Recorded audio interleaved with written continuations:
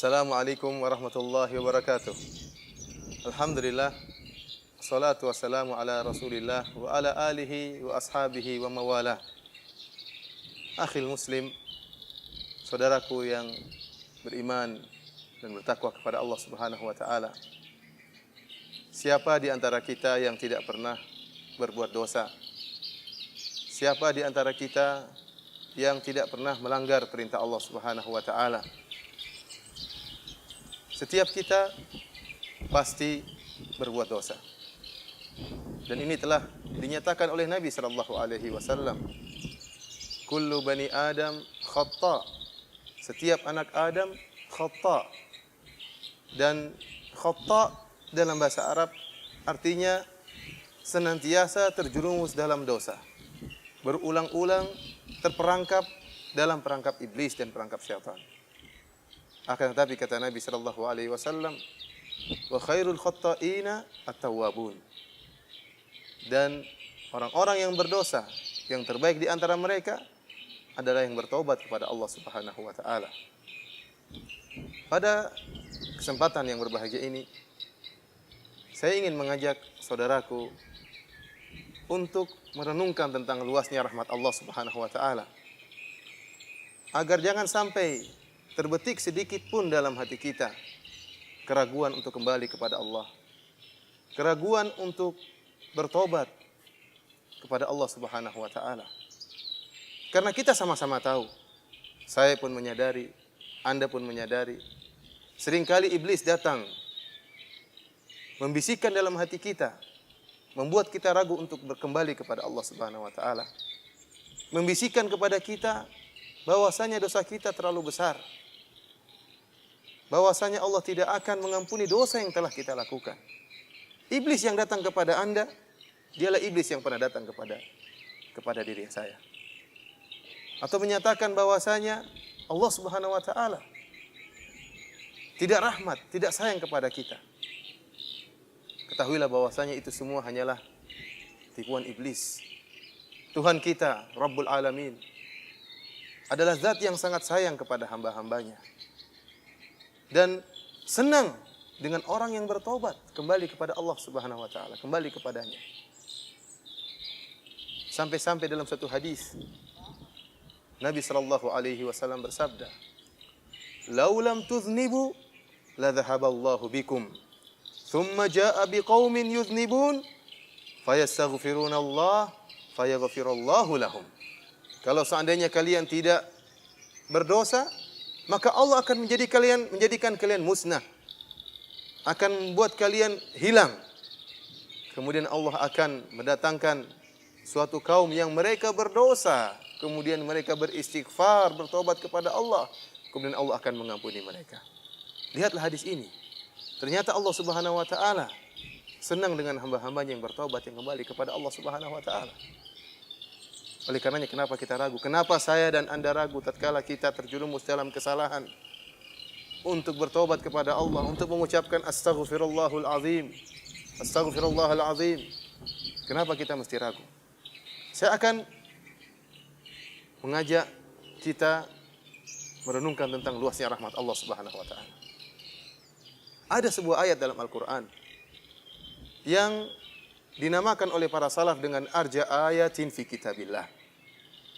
Ayat yang sangat memberi harapan, yang paling memberikan harapan kepada hamba-hamba Allah Subhanahu wa taala. Ayat apakah itu?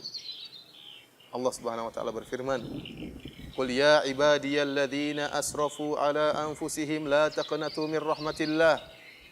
Innallaha yaghfirudz dzunuba jami'an. Innahu huwal ghafurur rahim." Nidaun rabbani, seruan ilahi, panggilan Allah Subhanahu wa taala kepada siapa? Kepada hamba-hamba Allah yang berdosa, yang berlumuran dosa. Kepada hamba-hamba Allah yang tenggelam dalam kenistaan. Allah seru mereka dengan panggilan penuh rahmat. Kata Allah Subhanahu wa taala, "Qul ya ibadi, wahai hamba-hambaku yang telah melampaui batas dalam berbuat dosa." Lihat, mereka terjerumus dalam kemaksiatan, tapi Allah tetap memanggil mereka dengan hamba-hambaku. Allah masih mengakui mereka sebagai hamba-hamba Allah sementara mereka bermaksiat, sementara mereka melanggar perintah Allah Subhanahu wa taala. sementara mereka membangkang dengan perintah Allah Subhanahu wa taala. Allah masih mengakui mereka sebagai hamba-hambanya. Allah mengatakan, "Qul ya ibadi, wahai hamba-hambaku." Kemudian Allah berkata apa? Alladzina asrafu ala anfusihim. Yang telah melampaui batas dalam berbuat dosa. Allah tidak menyatakan hamba-hambaku yang berdosa. Tapi Allah menyatakan hamba-hambaku yang melampaui batas dalam dosa. Artinya terjerumus, bergelimang dalam dosa-dosa yang begitu banyak. Kemudian apa kata Allah? La taqnatu min rahmatillah. Janganlah kalian putus asa dari rahmat Allah Subhanahu wa taala. Jangan kalian putus asa.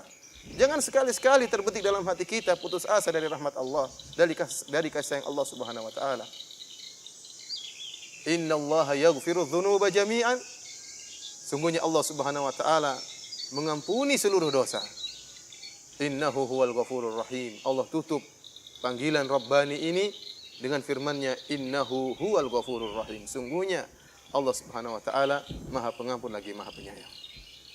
Untuk menghilangkan keraguan akan luasnya rahmat Allah, saya akan mengajak kembali saudaraku sesama muslim untuk melihat bagaimana praktek nyata kasih sayang Allah yang Allah tawarkan kepada orang-orang yang paling kafir terhadap Allah Subhanahu wa taala. Lihatlah Firaun, laknatullah alaih. Yang tidak ada orang yang lebih kafir daripada Firaun ini, yang mengatakan ana rabbukumul a'la. Aku adalah Tuhanmu yang maha tinggi. Allah mengutus Nabi Musa alaihissalam dan Nabi Harun kepada Firaun.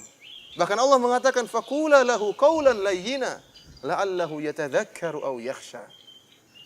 Ucapkanlah wahai Musa dan Harun kepada Firaun dengan perkataan yang lembut. Semoga Firaun ini yatadhakkaru aw yakhsha, dia ingat dan dia takut kepada Allah. Allah masih menawarkan pintu taubat, masih Allah bukakan.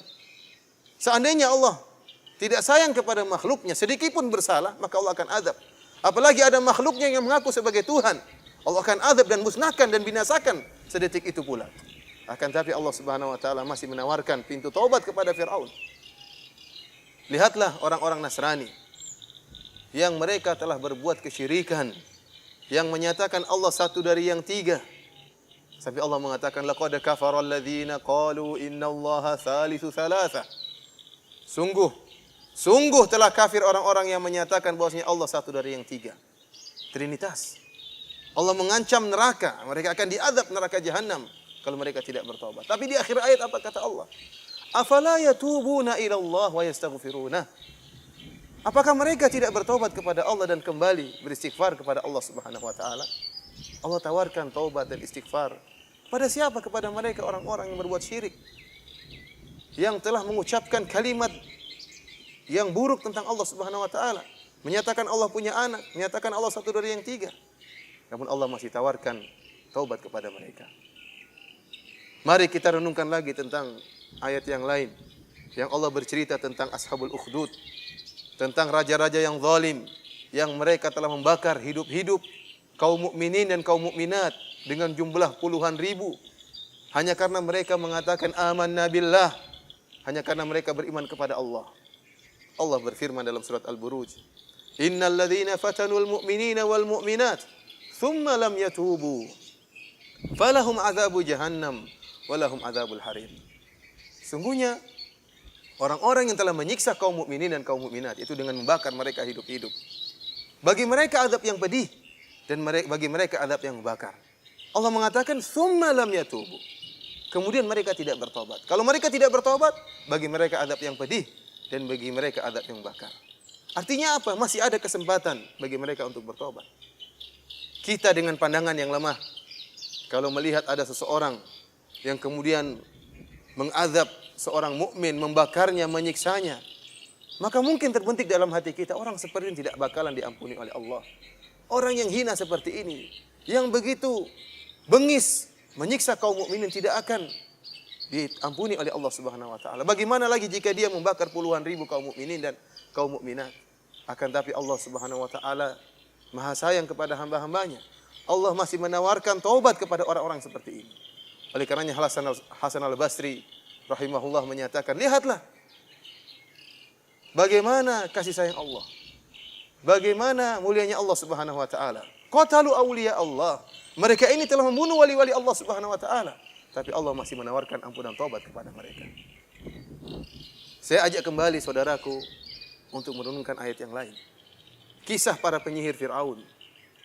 Tatkala mereka berduel dengan Nabi Musa. Para penyihir yang telah dikumpulkan oleh Fir'aun, yang disebutkan oleh sebagian ahli tafsir, jumlah mereka ribuan. Dan profesi mereka adalah tukang sihir.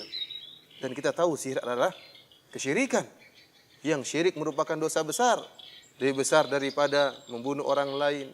Lebih besar daripada mencuri. Lebih besar daripada merampok. Lebih besar daripada durhaka kepada kedua orang tua. Lebih besar daripada berzina. Hidup mereka bertahun-tahun atau bahkan puluhan tahun berkecimpung dalam dunia kesyirikan. Betapa besar dosa yang mereka lakukan. Akan tetapi tatkala mereka melihat mukjizat Nabi Musa alaihissalam, mereka pun kata Allah Subhanahu wa taala, fa ulqiyas saharatu sujada. Maka sujudlah para tukang sihir tersebut. Mereka berkata, amanna bi rabbi Harun wa Musa. Kami beriman kepada Rabbnya Harun dan Rabbnya Musa. Mereka beriman langsung kepada Allah dalam waktu sekejap di siang hari. Sementara sebelumnya puluhan tahun mereka berkecimpung terjerumus dalam syirik. Syirik sudah mendarah daging dalam hati mereka, dalam darah mereka, dalam daging mereka. Akan tapi dalam waktu sekejap mereka sujud kepada Allah, kemudian dibunuh oleh Fir'aun, maka Allah ampuni mereka dan Allah masukkan mereka ke dalam surga. Sungguh besar karunia Allah Subhanahu wa taala. Ya. Begitu banyak dosa-dosa, sebanyak buih di lautan, hapus seketika, sekejap dengan sujud sekali yang mereka lakukan kepada Allah Subhanahu wa taala. Lihat pula kisah tentang pembunuh 100 nyawa yang Rasulullah SAW kisahkan kepada kita agar kita tidak ragu untuk kembali kepada Allah. Seorang yang sangat bengis dan temperamental, begitu mudah marahnya. Tatkala dia telah membunuh 99 orang, kemudian dia bertanya kepada seorang yang ahli ibadah, apakah saya masih bisa diampuni oleh Allah Subhanahu wa taala? Ahli ibadah ini yang tidak memiliki ilmu, dia memandang dengan perasaannya. Dia menilai dengan hatinya.